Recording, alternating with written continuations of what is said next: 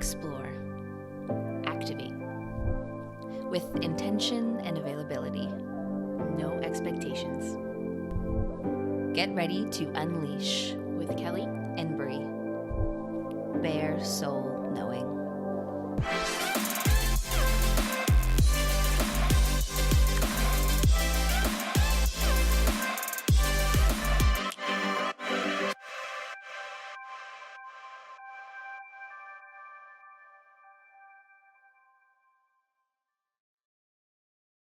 So we are back for another episode of this creative project, and I'm Kelly. I'm Bree.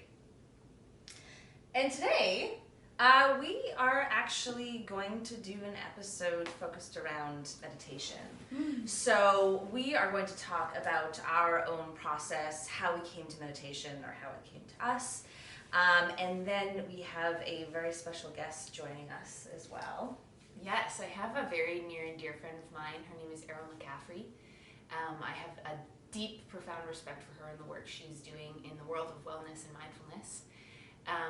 I'll wait for her to share her journey, but she is now working in the world of yoga, meditation. She's writing, and she has a specialization in working with anxiety and a really beautiful take on all of the things that we're really interested in and her own healing journey. So can't wait to share the space with her today virtually. Yeah. Unfortunately, wish you could do it in real life, but This is the best we can do for now. yeah, and that's kind of the motto of everything, like do the best that you can for the moment. And that's kind of an interesting segue maybe into the meditation stuff. Because meditation is one of the simplest and easiest things to do, and yet there's so much resistance around it, and this idea of like not knowing how to meditate right and not doing it right. And I definitely felt like when I first started that there are all these rules and these things that I had to do, and as I've continued on through the practice, the way I meditate, probably I would tell somebody who's like a quote-unquote legitimate meditator, they'd be like, what? Like, who you? I mean, maybe not quite like that, but you never know. You never know. But it is one of those things that like you do the best you can with what you have, and that's kind of the only way, or not the only way, but the best way to approach it. And from there it can build and grow. And I know my meditation journey, I guess going back to that as well, I remember, I think it was like 2 years ago, I was on a little vacation with my family, and this was at the point where meditation was becoming a part of my daily practice, and I woke up and I meditated, and afterwards my mom said like, oh, well, you know, what do you do and how do you meditate? And I explained it to her, and she's like, that's not how you meditate. It's like, oh, okay, again, this idea that there is only one way to do it. And of course, if you're trying to do it that one perfect way, what is going to inspire you to get down on your pillow or in your couch or in your backyard and actually do it if you're so worried about doing it the right way instead of just doing it and seeing what happens? Totally. I think an expectation around what it needs to look like or what you need to be doing as an active effort is something that creates a block. And a lot of the resistance around that practice, and what's really neat about how both of us sort of found it, or it found us, as you said, is that we really felt into it from these sort of abstract places. Because I know I would try to have the apps, and you know, you pay the money and you try to do the guided thing, and often I ended up feeling really frustrated because it didn't feel genuine. It felt really forced. It felt like an obligation. And not to say that certain days it doesn't still feel obligatory, but there's space and room for me to adapt it to what it needs to be every day. And I know personally when meditation actually started to change something in my system in terms of allowing me to drop out of those anxious thoughts and that rumination, because what it really is helping us hear our knowing, as Glennon Doyle calls it, which I love. And the only way we can hear ourselves is if we actually get still. And we get really quiet. And I know I've heard through many spiritual teachers and gurus that meditation has to happen connected to the ground with a straight back in stillness with your eyes closed, which is totally beautiful. I respect that practice in a huge amount. But what really was my gateway into the work was journaling and using repetition of affirmation when I was severely injured. And I just wrote however many times I could handle it that day. I will dance again. I will feel better. I will dance again. I will feel better. And it would take me into a state, a flow state of stillness where the other things that were busying and distracting me, and the demons or the trolls, like when I stopped feeding the trolls, and I could just be with that one thought. And often, and that's a mantra. In Sanskrit, often you repeat a mantra when you go into a meditation. And that was my way in, and that's when I connected to, there's something bigger than me supporting me, and I actually feel it. And it sounds a bit woo-woo and abstract, but I really felt this indescribable, intangible support that I didn't have to do it alone anymore. That's so cool. I actually didn't know that that's how you got into it. And it's so cool. I'm like, oh, of course that makes sense. It's the exact opposite for me, probably. Which was, again, that's what, like, what a beautiful way to do it. And I had no idea, and that's not how I would have. And hopefully by the end of this episode, you'll be able to take away little things and try things. And Kelly's version of how she got into it might be what unlocks it for you. Whereas what I did and how I got started might be the thing that does it for you. But for me, it was, I was introduced to meditation through a voice class, an acting class I was doing, and we would either start or finish the practice with what my teacher called a sit. So it was just sitting in whatever position felt good to your body, wherever you felt comfortable, and just sitting with our eyes closed and literally just focusing on our breath, because this voice class was surrounded, it was a breath practice essentially. So for me, it was just literally sitting down and focusing on extending my belly and bringing it back in. Which even that, like as dancers, it's like breathe into your belly so you've got a little Buddha belly, and then just allow the breath to flow in and out. It's like, whoa, no, engage your core in this. I don't allow. No, absolutely not. So even like that was the basics for me, was just learning to actually breathe in and let go. And so from there, to be honest, that's the basis of the practice for me. And that's how I always started. My daily meditation now, I'll go over, I've got like a little gathering of crystals. Yes, we both have yes, a deep love for crystals, and we'll hopefully do an episode of that. Yeah. But I essentially go to my pile of crystals and I'll just grab whatever one I see first. Clearly the universe wants me to work with the certain properties of that one. I'll go and sit down on my little pillow by my big windows. I will even just go on YouTube and I Google YouTube binaural beats meditation, and I'll find a frequency that attaches to something that I just kind of feel called to work through that day, and I'll sit and I'll meditate. And it'll be sometimes 10 minutes, and then I get antsy. Sometimes it'll be 25. Or like the longest one I think I've done where I like escaped the world, it was 45 minutes. That's amazing. But for me, what I've come to now is just allowing whatever happens to happen. Sometimes it is a very physical practice for me, in the sense that I feel body sensations. Like sometimes I'll be sitting there and I'm breathing deeply into my stomach, and my arms will feel like they're 10 times the size of This them. happens to me all the time. We get this one similarly, yeah. But also like there's cinder blocks like weighing them down. Yeah. Sometimes, like if I'm sitting with a straight spine, I will feel a pull in one direction, whether back. Sometimes like I'll end my meditation like this because I've just been pulled. Like it's so fascinating. So I personally love those because it really makes me feel like I'm going into a different place. But sometimes my meditation is actually just following the thoughts. This idea that meditating is clearing your mind, so that there's, your mind's job is to think. Be busy. And be busy and make connections, and like to turn that, I shouldn't say I don't think it's possible, but I think you have to be really, really dedicated to the practice. Yeah. And so for me, and this is one thing I really loved with my voice teacher, is just like notice and get curious. Okay, so your brain goes here, instead of like, stop, you're bad, don't, we're supposed to be meditating, breathe. It's like, interesting, I wonder why and when you let go, it circles you around, and sometimes these beautiful patterns, and all of a sudden you get a ping and a download, and it's like, oh wait, that should be the name of this thing that I've just created. Mm.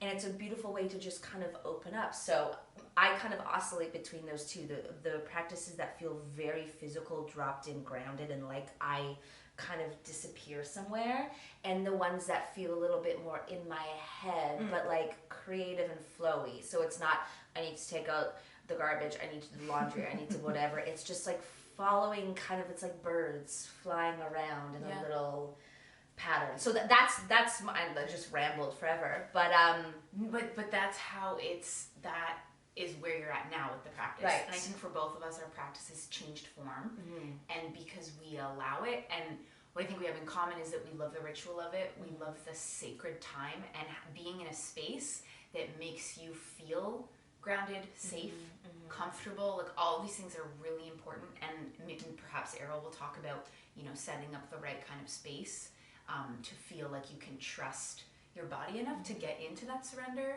Because I agree, like some days you just have to picture the thoughts like clouds passing by, and you just have to let them clear. Because some days I'll sit, and I love how you started with calling it sits, because it is just sitting with yourself. What if we didn't call it meditating? Yeah. Because that comes with all these additional meanings and preconceived ideas. But we just called it being with yourself. Could you just be with yourself for 5 minutes and just kind of clear the garbage, take some of the garbage out? Not that all of our thoughts are garbage, but some of the distractions that are causing this dis-ease in the system, and see what's up. Like, we just check in with sensations. That could be a meditation. Absolutely. As you said, the heavy arms. Or we check in and it becomes a little bit more cognizant that day. But we're clearing the room for something new to show up.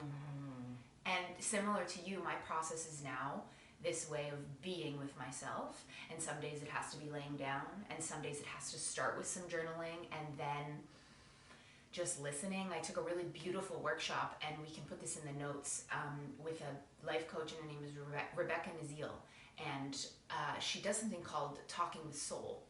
And just really quickly, the process is that inside of your meditation, once you've cleared your mind enough, you open yourself up to divine, universe, family, whatever that support is, God, whatever language resonates with you, and you ask for something you need help or support with. It may just be, you know, help me through this physical pain right now, help me let go of this rumination or overthinking that I'm stressing about. You surrender, and then you ask what the message is for that day. Cool. And sometimes for me it shows up in a color. Sometimes I hear it very clearly, like, be where you are, or you're doing great, little girl. Like, I'll hear this voice, and it trips you out a little bit at first, or you're like, did I just think that, or did I really hear it? And it, Totally. oh God, and then you just want to figure out what it was, and if you're doing it right again, and it's like, no, it doesn't matter. Just, you hear something, you think something, I just write it down, and I've gone back and looked and been like, wow, cool, that's so cool. And then you wrap it up with an offering of gratitude and some breath, and that's it. And it takes me 5 minutes. Some days I get more frustrated with it, but even just the practice of it, because I think that's another important piece, is that we're never going to get anywhere. There's nowhere to get. You're on top of the mountain, like forever journeying and in process with self and with this work. I love that. Like, again, we talk all the time about this kind of stuff, and yet those are little pieces. I'm like, oh, that's so cool. I'm now intrigued. And while I have a practice that I enjoy, I'm like, I'm gonna maybe start with some mantras and some journaling next time and see where that goes and how that shifts. Because we are constantly shifting, changing, growing. As you said at the beginning, sometimes meditating feels like an obligation. And I have weeks where, like, I'm so excited, I get out of bed and, like, I can't wait to meditate and connect with myself and start the day that way. And then some mornings I'm just like, you know what, I just need to stay in bed, and that's okay. Sometimes I'll go a week without meditating. Sometimes I meditate morning and night. Sometimes I meditate in the bath. Like, it's constantly evolving, shifting, and allowing yourself, knowing and trusting that you will come to it when you need to. And if you take 7 days off, that's okay. And I remember coming to Bree when I was like really had some momentum with my meditation practices, and I had an entire morning ritual, but it was like an hour of my day. Yeah. Like this was probably beginning of quarantine, and I was living with my parents, and it was like very in a vacuum, and all this work, it was getting so deep and rich, and I started to panic. Okay, so what if my schedule comes back online? What if I'm busy? What if I have something to do in the morning? And you so beautifully gave me permission. It's okay to miss a day. Yeah. Or do it at night. Or, like yesterday I did a talk with Soul at 4 p.m. Yeah. Because that's where I found 5 minutes where I went, I'm on fire. This is a tool that I know, and I can get there right now. Yeah. So it's like just giving yourselves permission to have it be how it needs to be every day. Which is frustrating because that means it's unpredictable, which is something that our ego brain does not like. Oh, poor human brains. I know. Little babies. Well, I think with that, we'll get Eryl to join us. Yeah. All right. And can't wait to have her offer some other thoughts and tips. And practices for you to take home and try on your own. Mm-hmm. Okay, we'll join her now. Okay, so we are back and we are plugged in online with Eryl McCaffrey. Welcome, Eryl. Hello, thanks for having me. Thanks for coming. Yeah, I've heard so much about you through Kelly, but this is the first time we're actually meeting, quote unquote meeting, Zoom meeting, online meeting. So I'm also really excited to hear more about your story and to have a chance to work with you. Yeah, and hopefully this won't be the only time, and we could have another creative practice with you in the future in real life. But I'm open to it. Yay!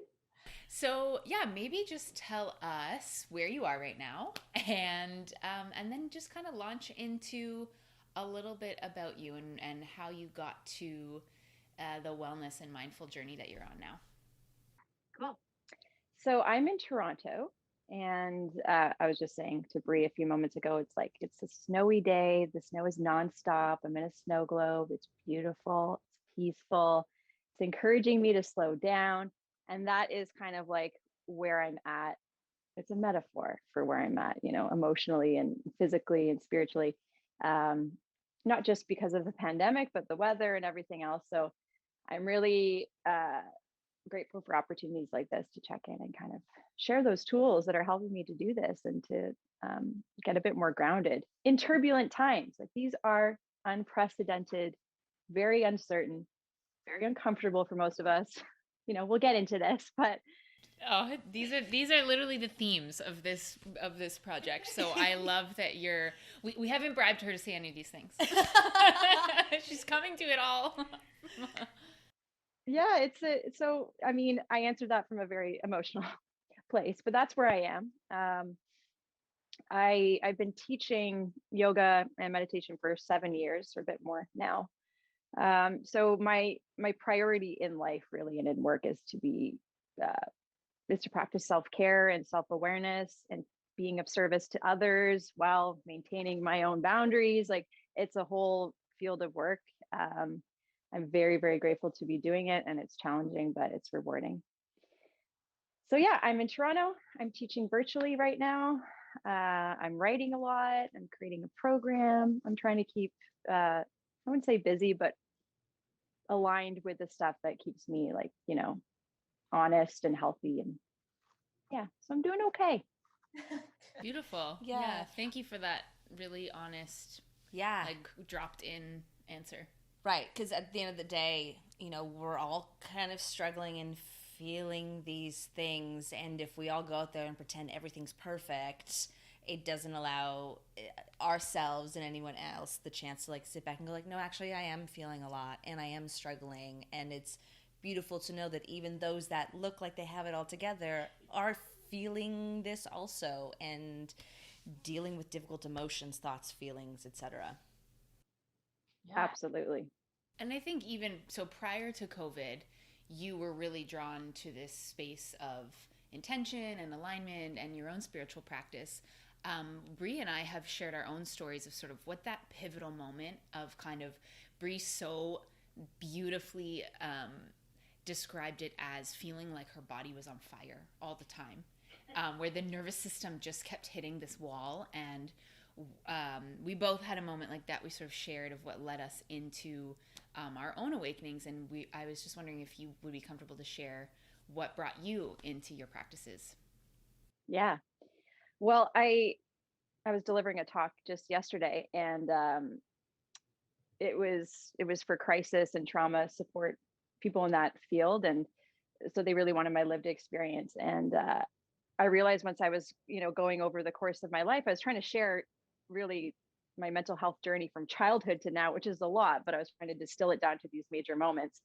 And I've had a few major breakthroughs or breakdowns, if you will. There wasn't like, there was one that happened early on when I switched careers. I'll touch on that in a moment. But then there's been others that have come from like trauma that, I've unpacked much later in life. So I think in terms of my purpose, that big shift came when I was in my early 20s, and I was in the news business, and like I fit in well because I knew what I had to do in order to perform. Like performing is, it's one of my coping mechanisms.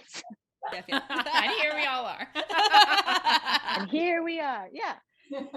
So I was very good at like putting on a face and trying to keep myself composed and doing my job, and like staying detached from any emotions related to the stories I was covering. And like, I could do the stuff and I could be good at it. But being on fire is a good way to put it. I just remember feeling the opposite though. It was like just dread, and just like I had sandbags I was carrying around constantly, and I couldn't escape this drowning feeling. Like I was just not supposed to be there. And it was challenging because it's like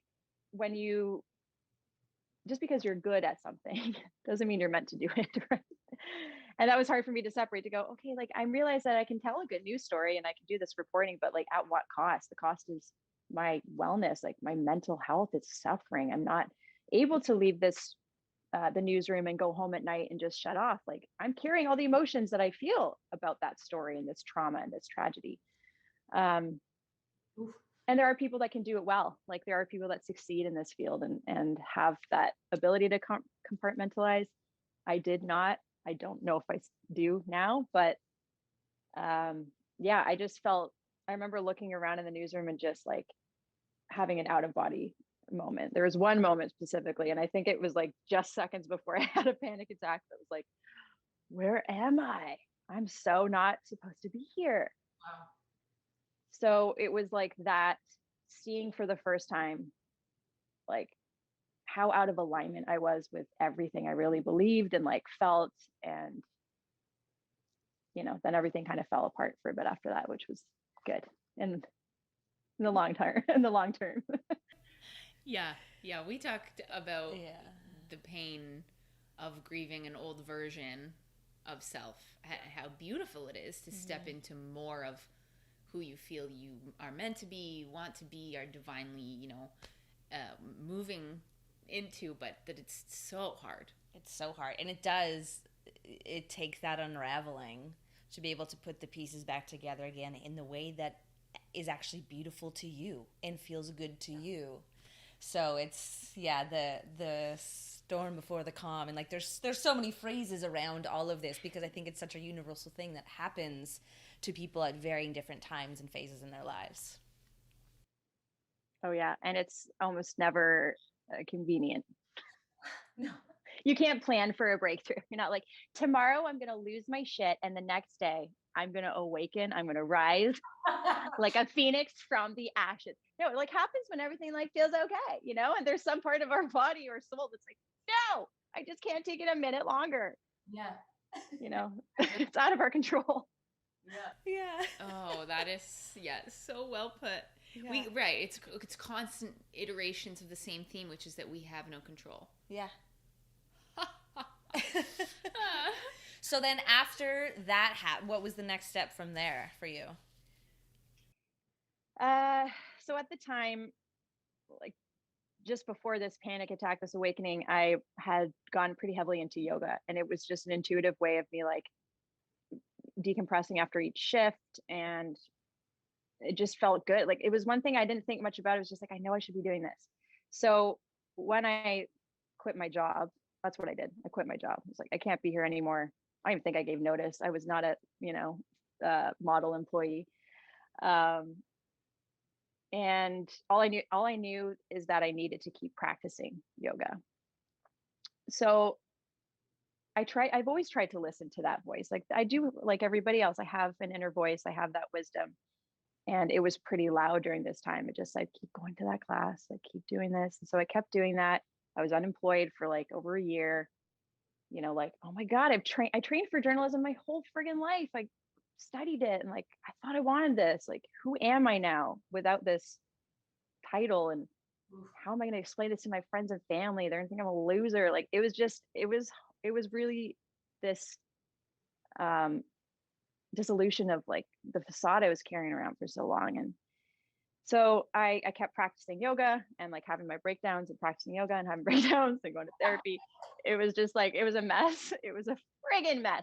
In retrospect, it was like, oh, it's beautiful. It's like I was twirling and putting the pieces together, but it felt like just a shit show. It was very scary because for the first time I had no plan, but I knew that that's the plan. That was the plan. Mm-hmm. So I kept practicing yoga. About a year into not really working and like trying to figure it out, I started dreaming about teaching yoga. Very real, like visceral dreams. And I'd wake up and like, that's the nudge. There's something here. This is, I don't know if it's the whole thing, but it's something that I think I need to be studying. So I ended up getting certified shortly after that in yoga teaching. I love the way that you said, like, I don't know if this is the whole thing, but it's something. And I think maybe I'm just projecting, because with me, it's like, I need to have the whole story before or I need to know what if I'm going to be a yoga teacher, I'm going to be a yoga teacher, and I'm going in 120%, that's it. As opposed to just that beautiful thing of like, okay, well, now I'm doing nothing. And if I add teaching yoga, like that's part of who I am and part of the journey. And it may end up being the whole thing, but it might just be a part of it. And that's really cool that you were able to, in that moment, acknowledge that and see that for what it is there. Yeah. I mean, thank you, but let's get real. Like I say that now, and I did know, I knew innately that, I was like, yeah, it's the next step, but it was totally like, I'm still a recovering perfectionist, and I was like really strong back then. So it was like, oh, so what? I mean, it's like get certified and then have all this debt, and like, yeah, I'm not going to be famous. And like, what if I post an Insta? Like, my idea of like how I was going to show up in this field was very skewed because I was going from one career where I was performing to potentially another. It was just a different job. It's like I can show up and be this perfect person. So it took a while for me to kind of shift my beliefs around like what it meant to show up. Yeah, like just basically just show up as myself. Oh, it's so true, because we can wear the costume of perfectionist in anything we do. Mm-hmm. And especially as teachers, mm-hmm. and all three of us are teachers, it's like that's actually the easiest place to do it. You're at the front of the room and you're wearing your costume and you put on makeup, and even right now, like it's this constant, as you say, like disillusionment or disentangling from that story or that persona, and recognizing that no, we're just the soul, mm-hmm. and that's all we need to be. And that on its own has all the worth that we need, and it's both and. It's like, and then I can also teach yoga, but I can also be a badass guest on, Trauma Talks and my friends' podcasts, and then you also teach meditation now, and you really are trailblazing this space with mental health, mm-hmm. specifically for younger people. And I wonder if you could talk a little bit about some of that journey and the course that you're working on right now. Yeah. So another part of this whole piece, and of course it connects with the professional journey as well, is the mental health piece. And I've struggled with anxiety since I was really, really young. I had my first full-on panic attack when I was 7 years old, and to think about that now, I'm like, oh my God, what would a 7-year-old have to be that panicky about? But you break it down, and I look at myself as this kid that was extremely shy, extremely sensitive. And I say that in a positive way, you know, like very tapped into what was going on around me, very overstimulated, didn't have the communication tools to say like, look, this can't be happening, or I need this, or I don't feel safe. A lot of dysfunction in my family household, addiction, mental illness. And so it all like, it bubbled up. And that was for many, many years, my coping strategy was hold it in and then explode, hold it in and then explode. And people, that manifests in different ways, right? Some people get really angry. Some people shut down. I also like that one. But it's different ways of discharging something, right? Or like getting rid of it, right? It's just like it's an emotional regulation thing. But obviously I didn't know that at 7. I was like, I'm messed up. There's something wrong with me. Mom, and I'm so aware. Emotionally regulate right now. Let me freak out and I'm going to feel so much better after. No, it was, so there were very early on had these experiences with feeling like out of body, disconnected from myself, constantly overstimulated. Like I feel that to this day. I have to be very careful with how much is going on around me, what I'm consuming on TV or in my podcasts, like who I'm surrounding myself with, all of this stuff. For somebody that's like a sponge, I have to be very careful, mindful about it. So that's a bit of the anxiety piece. And, you know, that continued. I had panic attacks up until high school, got a bit better in university but depression came into the picture a bit more then. So it was from one extreme to the other, you know, dealing with the loss of my dad when I was 18 and trying to hold it all together. Like, how do you be perfect in grief? How do you be a perfect student and like have the boyfriend and go to keg parties and get a, 4.0 and still have these feelings that are so big that, there's I didn't know where to put them. So a lot of my younger life was just like an accumulation of traumatic experiences and joy, obviously, as well. But no unpacking. Like the unpacking didn't happen until, my late 20s. It's still happening now. It's a lifelong process, but I've struggled with mental health a lot. I've seen mental illness around me a lot. I know how powerful it is to talk about this stuff and to like not pretend that it has to be one way or another, or that you're healed when you do this one thing. Like, so that's really where I took my work, was like, I need to this is my purpose. It might shift. I think that is something that changes over time, but right now it's like I have these tools, these modalities, and I can use them to help people specifically with anxiety right now. Yeah. Amazing. Which, I mean, I could use, you could use, like, truly, I don't know, even if you are able to admit it or not, like, everyone deals with anxiety on a regular day and regular basis to some degree, and right now it just really does feel like everything is heightened. Mm-hmm.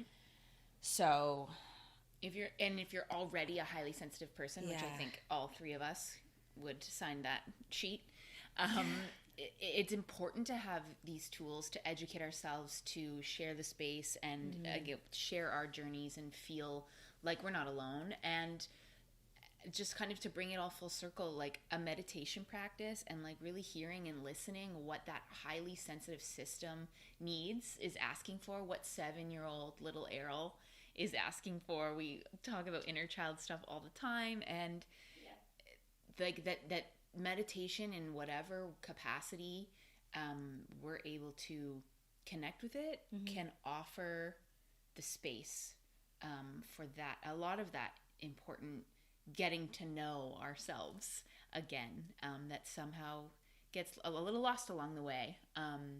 So maybe you could just give us a little intro into your journey with meditation and what you're going to lead us through today. Yeah, meditation, I didn't come to, in terms of my own personal practice, until, I don't know, maybe 5 years ago. I started getting into it more seriously. And it was like I found so much of the yoga practice to be meditative that I just wanted to kind of expand on that. So for the last little while I've been meditating every morning. Most mornings. It's not perfect. Sometimes I miss it.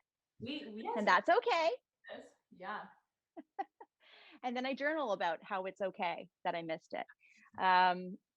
There's a lot of reworking, reframing things, but yeah, meditation has been, like, I would say it's the number one tool alongside journaling. Like the two go hand in hand for me, for, emotional awareness and regulation and healing, and this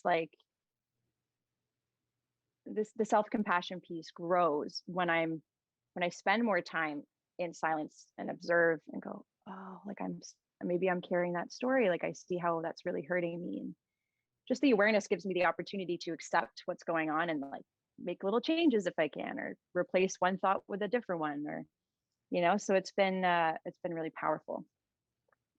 But today, I thought it would be very valuable to do a self-worth and trust guided meditation. Ooh. Yeah. So just to bring back this idea of, yes, there's a lot of uncertainty right now. A lot of us, our schedules have been cut in half, or we're not doing nearly as much.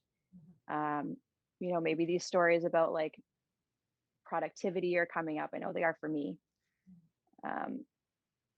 And to realize that we have this opportunity to rest and to reflect and to heal. And those are all forms of productivity as well. So our worthiness is innate. Like we have it, like you said that, Kelly, we just have it. We were born and we're worthy. Like that's it. Everything else is icing on the cake. But so to tap into this like enoughness, this sense of abundance, and trust that we are enough, we're doing enough, we're exactly where we're meant to be. Everything's going to work out. Buckle up, relax. So I think that's what we'll do some work around that today. Love that. Is there anything, just for anyone who's listening or watching, anything you would recommend space-wise, just if someone is about to sit down and set up for this, what would you recommend? You can be lying down, you can be sitting. I wouldn't recommend standing. I think that's too tough, but really like any position that allows you to feel comfortable, not too rigid. You just want to make sure that your spine is long. So if you are lying down, you're not like hunched over. If you're sitting up tall. Bring in blankets, bring in your favorite candle, like set up the space so that you can feel safe and supported. But other than that, make it your own. Perfect. Okay. Great. Well, we'll take a second just to add anything we need to, and then we will get into this. Sounds good.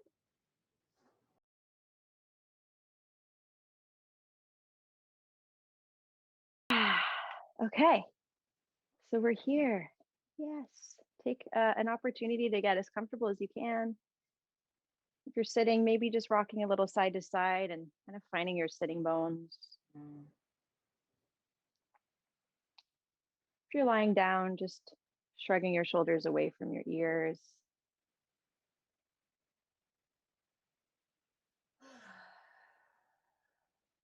Yeah, sighing it out, even shaking out your hands, like getting any kind of frenetic or frantic energy out of your body first so that we can settle in.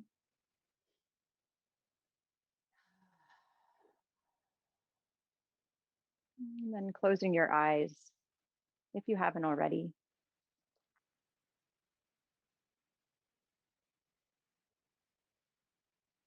And if that doesn't feel safe or comfortable, you can always just soften your gaze. Maybe look towards the floor.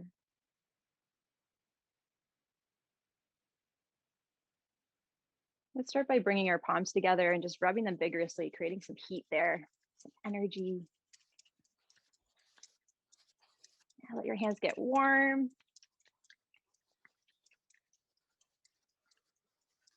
And then pause and just like slowly pull your hands away from one another, feeling the energetic field there.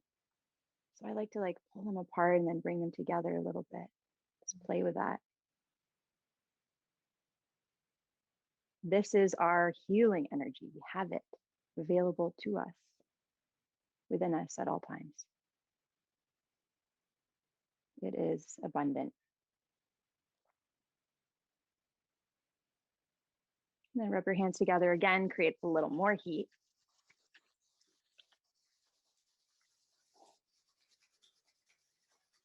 And then just cup your palms over your eyes. So let that same healing energy soften all the muscles of your face. Letting go of taking in information and stimulation through the eyes and just turning the gaze inward.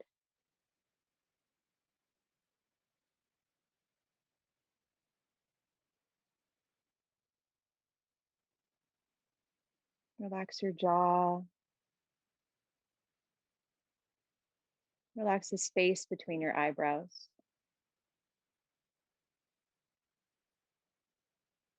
And one more time, rub your palms together vigorously, create heat. Make sure you're not holding your breath as you do this, so just softening.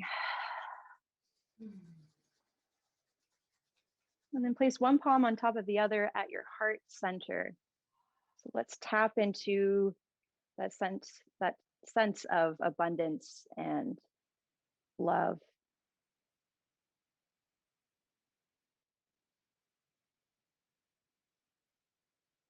Just acknowledging yourself for being here, for doing everything you needed to do, for being everything you needed to be, just to be in this moment, to be here now.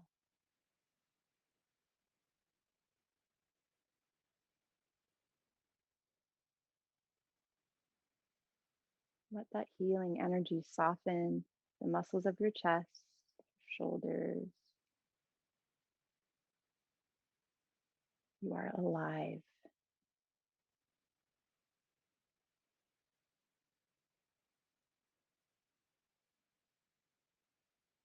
When you feel ready, you can just relax your arms down. Any position that feels grounding.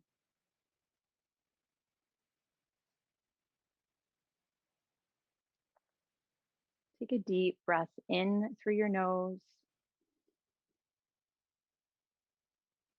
Hold the breath for a moment. Open your mouth, exhale.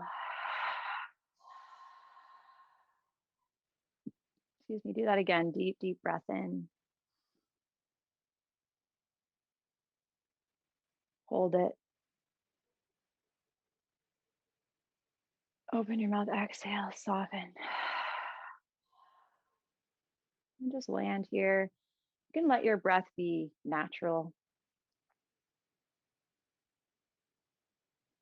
But if it helps you to stay grounded and present, and really focus on deep breathing in the belly.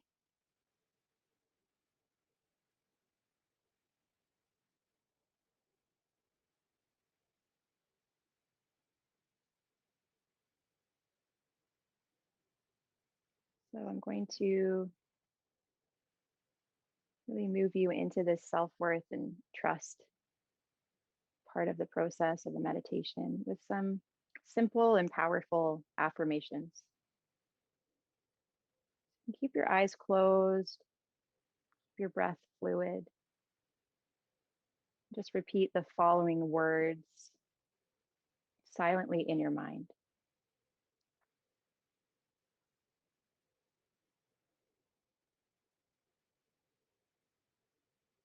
Nice deep breath.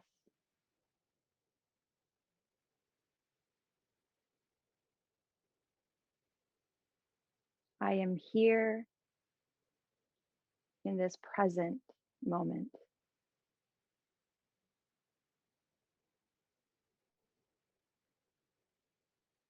I am enough.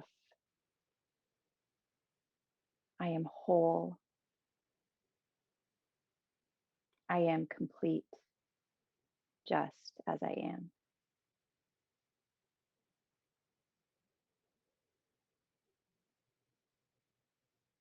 Every experience I've had in my life has taught me how to live more fully,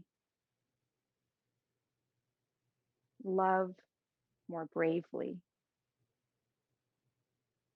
and create more easily.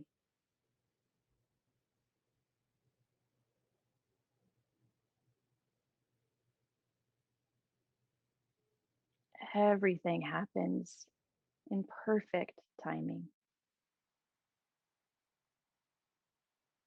Breathe that in. Everything happens in perfect timing.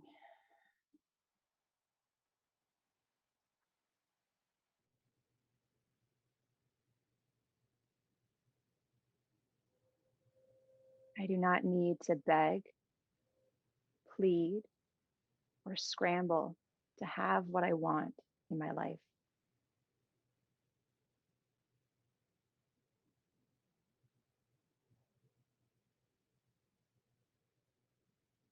I am abundant.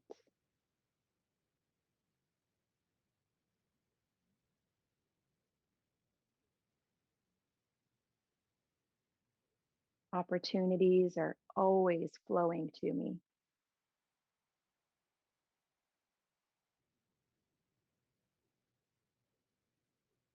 I am so worthy of financial, spiritual, physical, and mental health and wealth.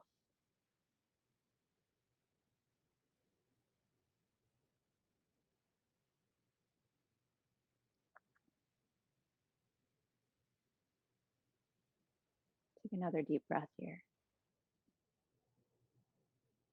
Let it go. Soften your shoulders, soften your face.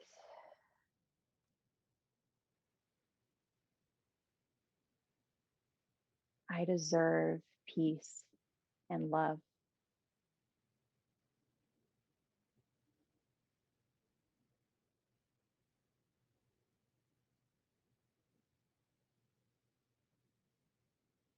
I am capable and worthy of healing.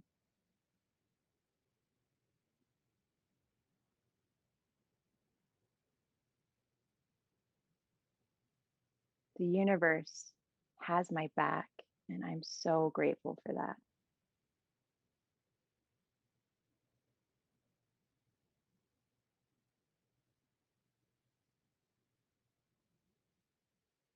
I am safe, guided, protected, and loved.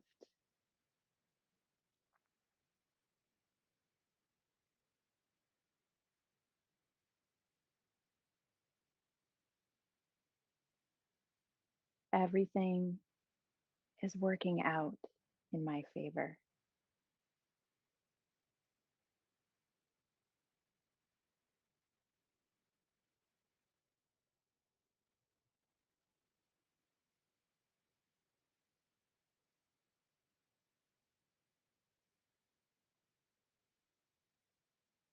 Take a few cleansing breaths.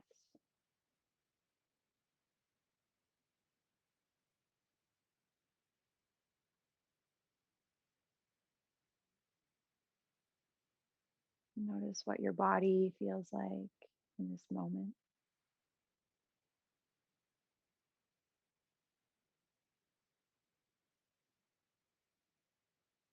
If emotions, thoughts, judgments have surfaced during the meditation, that is okay. Just notice.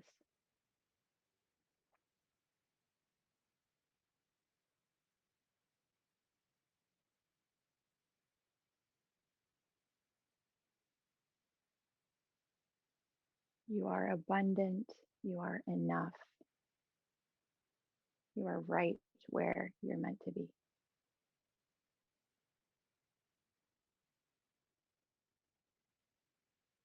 Breathe that in. Open your mouth. Let it go.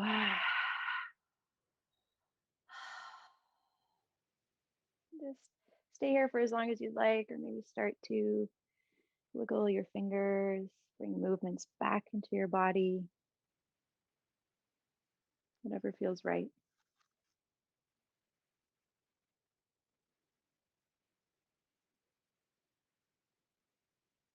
Just opening your eyes when you're ready.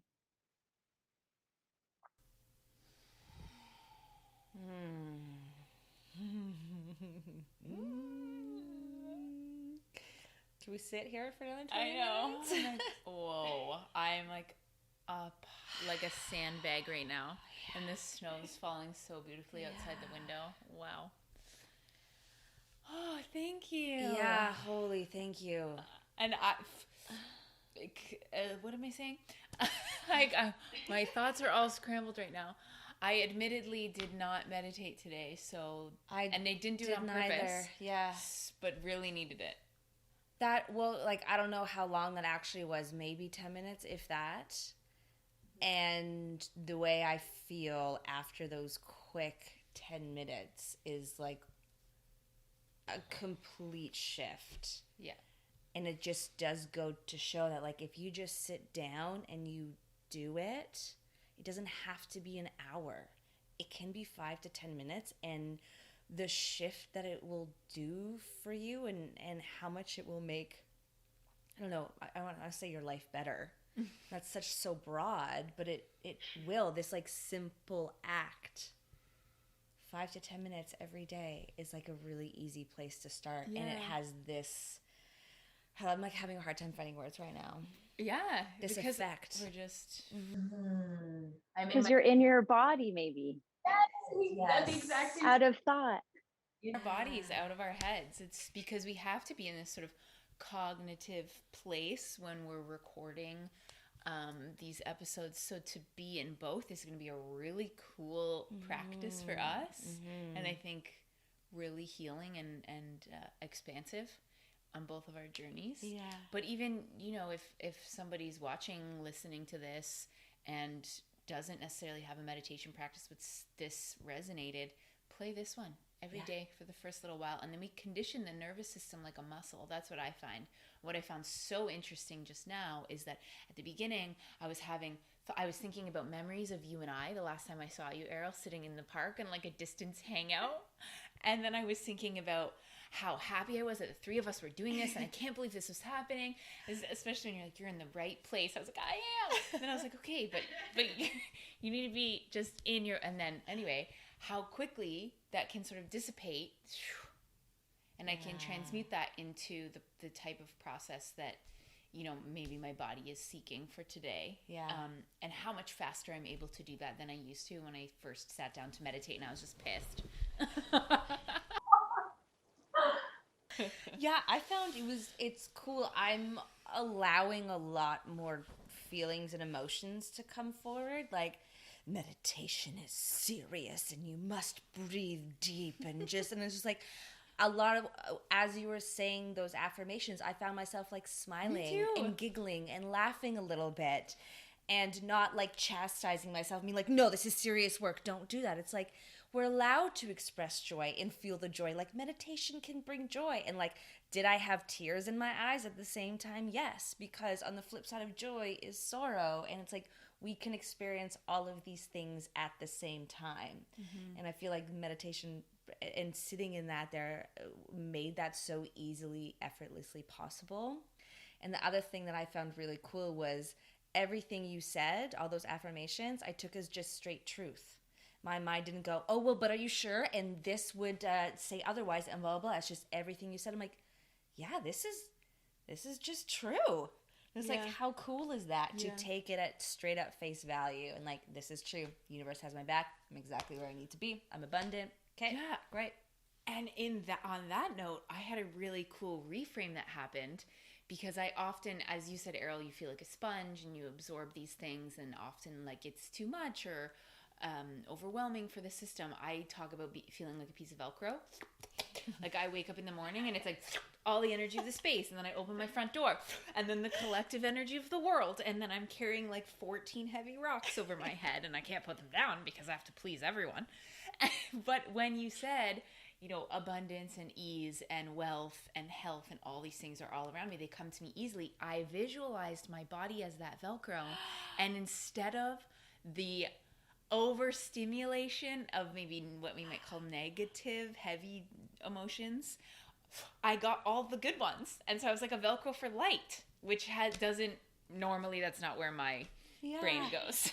And I was like, well, that's cool that I could actually just flip it and wake up in the morning and say, as easily as I call in some of these darker, heavy, like troll voices that I was talking about earlier, I could easily call in the same, divinity into the field. That is very poignant and beautiful, both of what you said. Like, first of all, Bree, that the idea of it just feeling true that makes sense, because this is like, we were born with this knowledge and then we learned all this other bullshit that disputed that or put that into question. So it makes sense when we're still and when we feel safe, because it doesn't always feel safe to be that open, right? But when we're in that space, mentally, physically, whatever, our soul is waiting to hear that. It's like, I know, can you just remember? It's not like you're finding yourself, you're just coming back. So that's a beautiful experience. And sometimes it doesn't feel like that. Sometimes I'm meditating, and I've been meditating for years, and I feel like I am just pissed off today. And I can't stop thinking about this and that. And, like just totally resistant. So that happens too. And then I'm like, okay, that was my meditation today. Tomorrow might be rainbows and sunshine, or it might be shit again, but I'm still going to do it. Right. Because it is that practice. It is that exploration and daily commitment to self, to giving that gift that, eventually day 50 or whatever, you have just this aha moment of truth. Or like, I also had some body sensations today. My hands were really hot and really heavy. I was holding them like this. And I felt like I had a bunch of hot stones in them. And then I've been having a lot of neck trouble in my trap, and it was hot, and like I could literally feel like the void or the gaping of wholeness. Like that's where the puzzle piece is missing right now. Ooh. And I need to like give it love instead of bullying it back into healing and feeling okay. And it was like red light, like, girl, tell me I'm safe and whole and beautiful and abundant and I can heal. And it was really cool. It's like a siren was going off here, which is uncomfortable because it was burning. And obviously, like, I was just sitting still, and it was like by the end. So it's the first thing I moved, but it's wild when we actually open to hear our bodies speak to us, which I think the three of us as movers and people that's a non-negotiable in all of our practices and all of our lives now. It makes so much sense that we get signals from our bodies now. We've opened the channel, you can't close it. Yeah, and what a gift, right? It's we're taught, especially in this part of the world, to like our body is a vehicle to do, and that's not the only truth. Like, it's also to be and love and fall apart. And like, Kelly, what you talked about, you can use your receptivity, your openness to attract all of these experiences, not just this and that, in the same way that I totally lost my train of thought. My body's like, can you just come back, please? Right? I was going to say something wise. It was really wise. But basically, like, this is right. So we're taught, and that's exactly what just happened. I started thinking so much, I lost my connection to my body in that moment, which is like, when I'm in my body, I'm present, right? That's what we say. Like, I say to some people, they're just starting out mindfulness stuff, like, just look at your feet. Sounds so dumb, but just friggin' look at your feet when you're standing up, and like really press your feet into the ground or the earth. And like, that should be enough, even for a moment, to anchor you. Like, you're getting out of your head literally and dropping into your body and the earth. So our bodies are wise. And I think we're taught to, especially women who identify as women, to carry more than is normal or healthy, to nurture before we nurture ourselves, to, like, I feel that heaviness on my shoulder because I think it's metaphorically like me carrying too much. It's not mine. And there's layers of this. We could talk about this for hours, but it's like, it's just realizing like, okay, my body's telling me, yeah, my shoulder's like not so good. And if I quiet down, it's going to tell me exactly what it means. I can think my way out through, I can't. Like, it's that idea that I can intellectualize, spirituality or emotional health, like, till the end of time, but I'm never going to embody that shit. I'm not going to actually feel those shifts unless I go, hey, why don't I just listen? Like, it's going to tell me what's too much. It's going to tell me what it means. And the body is wise. So it's a gift. I think you really hit the nail on the head there. Is that the saying I want?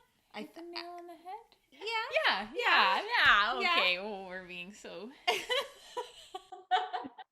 How can you not be perfect all the time, Kelly? That is just not okay. I don't know my sayings.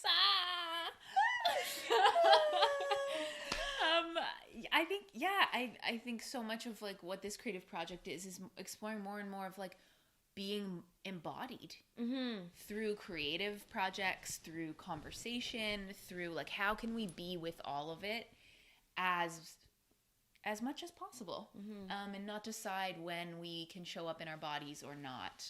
And I often refer to like when I used to be a floating head, which is ironic considering I'm a professional dancer. Yeah. Riddle me that. But often that's when it happened the most in the studio. My body was smart and like technically trained and proficient, but it was all happening up here and from force and demand, not from listening and exposing. And that would happen when I was on stage. So then I give myself permission to really feel it all because it was safe. And I was like kind of wearing a mask.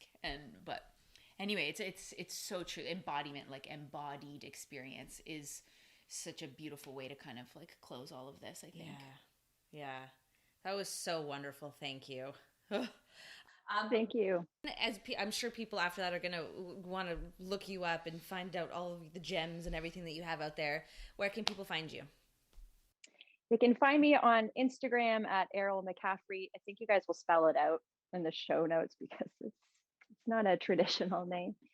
So Eryl McCaffrey on Instagram. I'm not super active on Twitter, so forget about that. Facebook, same thing, my name. And then I have a blog, but you can find it through my website, erylmccaffrey.com. So lots of different ways to find me and to reach out. I'm always here. And on your website, is there your yoga schedule for classes that you're teaching virtually, or? There is, so the community classes, like the open to the public classes are on there. Yeah, you can find them. Great. And anything exciting up and coming that you're working on that you want to share with us? Shameless self-promotion. No, it's good. I'm stepping into my power. Really? Of being seen and heard. I'm so worthy. Yeah, so this is like, given all that I've shared with you, you can imagine it's quite scary to put something out there, and just like you're doing. But I'm really excited. I'm showing up for it, and I'm creating a program. I'm calling it the Peace Pack. And it's a 4-week program, and it comes with a bunch of yoga classes, pre-recorded, and meditations and journaling prompts, and like just a lot of good stuff, to just small, simple things to do over a 4-week period to feel a little bit better. So that's coming out soon. It'll be affordable. It'll be helpful, and it's coming straight from my own toolkit. So watch for that. Just got goosebumps at the end. But it's coming straight from your heart. Yeah, absolutely. That's so beautiful. I'm excited for you to birth that into the world, especially winter months. Yeah. I think we could all use the support. Absolutely. So, awesome. So information for that will be on your website eventually? Eventually. That's on the to-do list. Amazing. So we'll keep our eye on you. Thank you so much. Yeah, thank you. That was so wonderful. Virtual hugs to you. A wonderful day. Yes. You're abundant. Be abundant. Thank you.